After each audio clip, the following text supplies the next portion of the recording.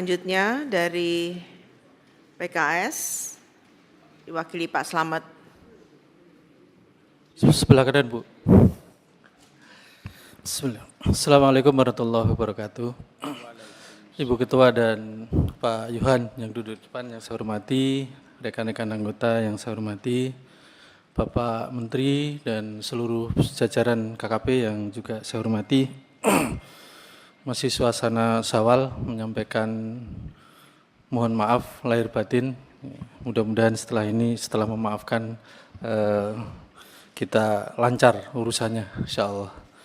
Ada beberapa pimpinan yang ingin saya sampaikan. Yang pertama terkait dengan PHLN.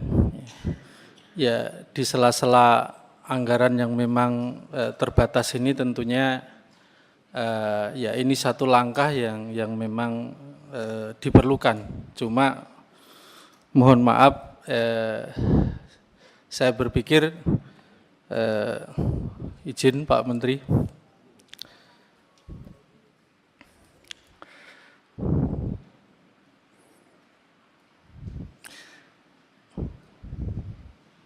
Pak Menteri, mohon perhatiannya. Ya, izin Bu Ketua, terima kasih.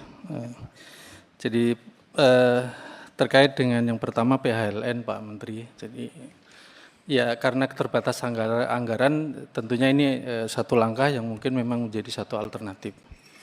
Cuma menurut saya pikir tidak ada makan siang gratis.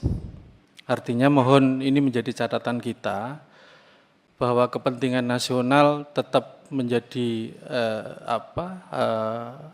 menjadi dasar dari kita semuanya. Nilai-nilai merah putih harus tetap. Artinya saya ingin menyampaikan sebuah catatan bahwa PHLN diperlukan, tetapi jangan sampai kemudian nanti mengorbankan kepentingan nasional. Ya, jadi ini nih mungkin yang pertama. Yang kedua,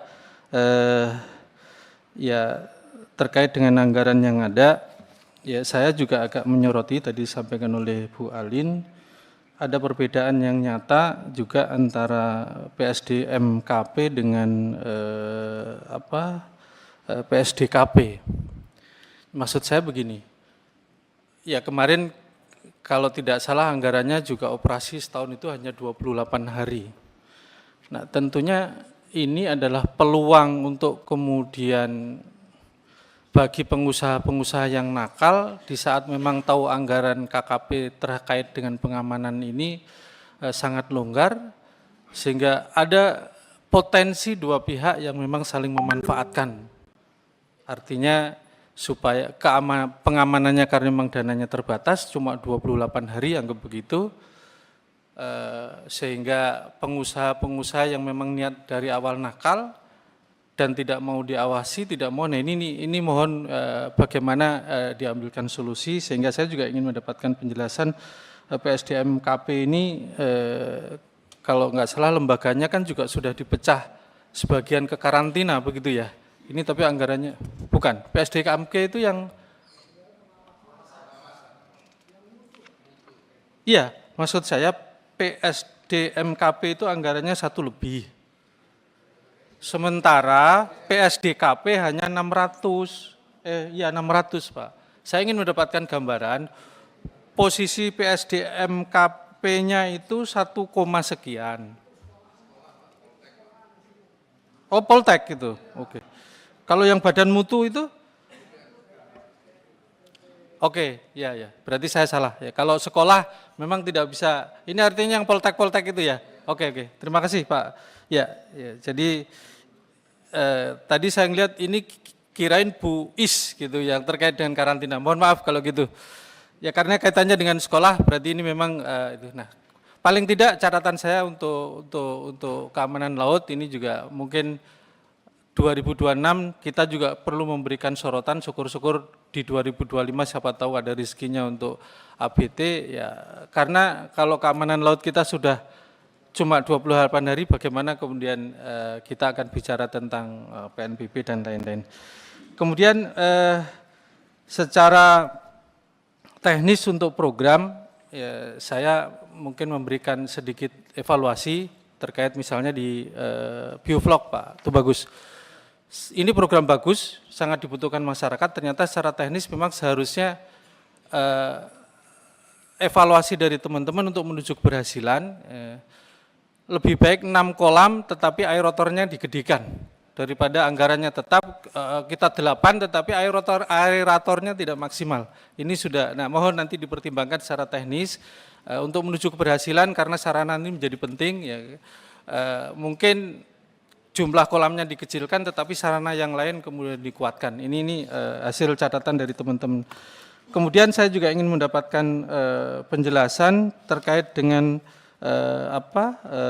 VMS yang lagi rame Pak Menteri. Ya, sisi lain pengawasan ini menjadi penting bagi pemerintah kan gitu ya.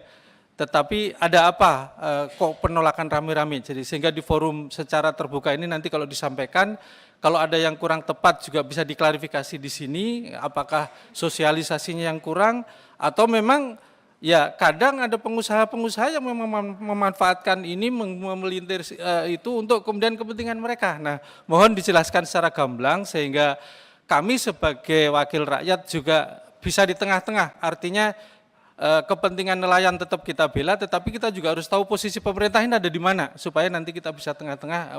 Jangan sampai ramenya ini ternyata juga ada penumpang-penumpang gelap yang ternyata memanfaatkan itu. Nah, mohon ini dijelaskan secara gamblang sehingga nanti kita bisa bersikap bagaimana kemudian solusi yang kemudian itu. Yang terakhir, saya juga dengan anggaran yang kecil ini, Pak Menteri, keamanan laut ini kan masih ada di mana-mana. Atau bahasa penanganan keamanan laut dengan bahasa Coast Guard kita itu kan masih ada di mana-mana nih. Ada di Bakamla, ada di KPLP, ada di KKP dalam hal ini PSDKP dan juga ada yang lain. Apakah kemudian tidak segera ini juga mudah-mudahan menjadi legasi bagi Pak Menteri untuk dikuatkan lagi bagaimana RUU, jadi anggaran yang kecil tersebar-sebar kalau ini disatukan mudah-mudahan keamanan laut semakin kokoh gitu, sehingga usulan saya mohon dipertimbangkan, dikuatkan dan kami insya Allah akan mendukung terkait dengan RUU Coast Guard di kita. Itu mungkin beberapa catatan dari kami. Terima kasih. Assalamualaikum warahmatullahi wabarakatuh.